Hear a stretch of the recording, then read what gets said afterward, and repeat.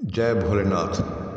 नमस्कार भक्तों, आज आप शिव महापुराण में वर्णित ब्रह्मा विष्णु विवाद और उनको दिए गए शिव के उपदेश की कथा सुनिए। पूर्व समय की बात है कि भगवान विष्णु अपने पार्षदों सहित लक्ष्मी जी के साथ शेष शैया पर शयन कर रहे थे। ब्रह्मा जी भी वहाँ पहुँचे। विष्णु को संबोधन करके बोले, हे पुत्र, तुम कौन हो? उठो, तुम मुझे देखो, मैं तुम्हारा भगवान यहाँ आया हूँ।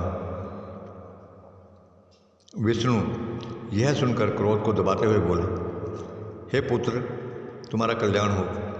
आओ बैठो, देखो मैं तुम्हारा पिता हूँ। कहो तुम्हारा मुख टेढ़ा क्यों हो गया है? ब्रह्मा जी बोले, समय के फेर से तुम्हें अभिमान हो गया है। हे पुत्र, मैं तुम्हारा स्वामी हूँ। इस समस्त संसार का पिता मैं हूँ। विष्णु जी बोले, अरे चोर, तुम मुझे अपना बड़प्पन क्या दिखाते हो? सारा संसार तो मुझ में निवास करता है। तुम मेरी ही नाभि कमल से उत्पन्न हुए हो और मुझसे ऐसी बातें कर रहे हो? तुम्हें ये शोभा नहीं देता। इस प्रकार ब्रह्मा जी और विष्णु जी में विवाद बढ़ता गया। ये दोनों अपने को प्रभु कहते कहते आपस में युद्ध करने लगे। दोनों के प्रहारों से देवता लोग व्याकुल होकर कांपने लगे और कहने लगे, जब आप दोनों अराजकता उत्पन्न कर रहे हो तो यह समस्त सृष्टि भगवान शिव की है। उनके बिना इस सृष्टि का एक तिनका भी इधर से उधर नहीं हो सकता। अतः हम सब शिव शंकर के पास चलते हैं। इतना कहकर सब देवता वहाँ पहुँचे और महादेव जी पार्वती जी के साथ सभा में मणि में सिंहासन पर विराजमान थे। देवताओं को आया देखकर शिव जी ने उन सबको अपने पास बुलाकर बोले, हे देवताओं, मैंने सुना है कि विष्णु और ब्रह्मा में भीषण संग्राम चल रहा है। इस कारण तुम्हें महान दुख उठाना पड़ रहा है, परंतु अब तुम घबराओ मत। शिव जी वहाँ पहुँचकर बादलों के ओट में उनका भीषण युद्ध देखने लगे। वे परस्पर एक दूसरे पर माहेश्वर और पाशुपति अस्त्रों का प्रयोग कर रहे थे। इनके प्रयोग करने पर त्रिलोकी भस्म हो जाती है। इस प्रलय के वातावरण को देखकर शिवजी एक तेजोमय अग्नि के समान दोनों के पत्थे में जाकर चमकते हुए स्तंभ लिंग के रूप में प्रकट हुए। विष्णु और ब्रह्मा महातेज वाले स्तंभ को देखकर विस्मय में पड़ गए। दोनों कहने लगे कि यह इंद्रियातीत अग्नि स्वरूप स्तंभ क्या है, हमें इसका पता लगाना होगा। यह कहकर दोनों वीर शीघ्रता से चल पड़े। विष्णु जी शुक्र का रूप धारण करके पाताल में गए और ब्रह्मा जी हंस का रूप धारण करके ऊपर आकाश में चले गए।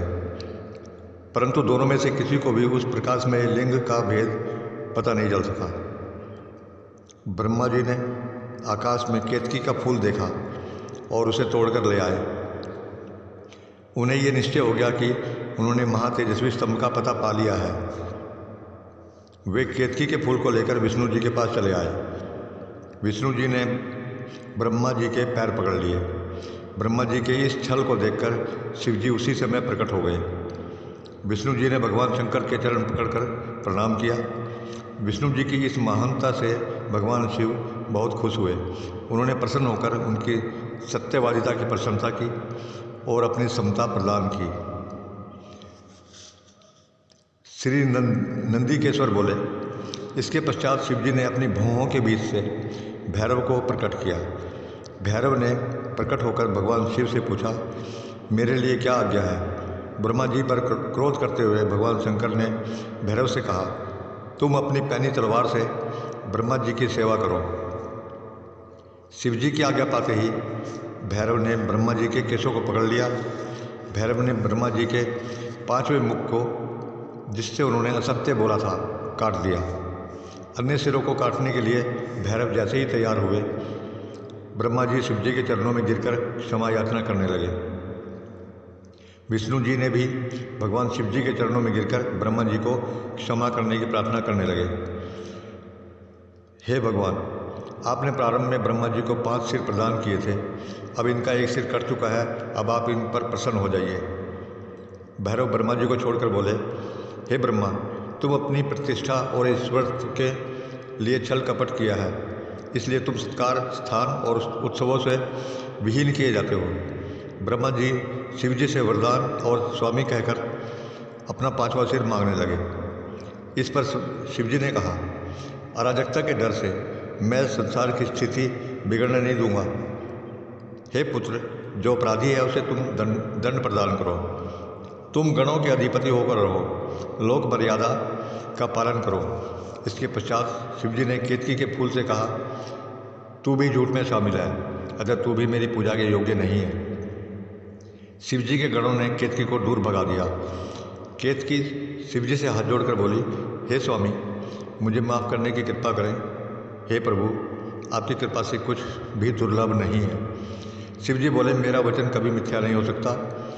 मैं अब तुम्हें स्वीकार नहीं कर सकता, परंतु मेरे भक्त तुम्हें स्वीकार करते रहेंगे। इस प्रकार तुम्हारा जन्म सफल हो जाएगा।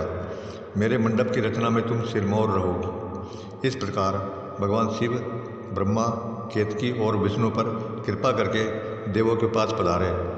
देवताओं ने शिव जी का पूजन करके स्तुति की और फिर शिव जी अपनी सभा में जा बैठे। आज की कथा यहीं समाप्त होती है। शेष भाग अगली बार। हर हर महादेव।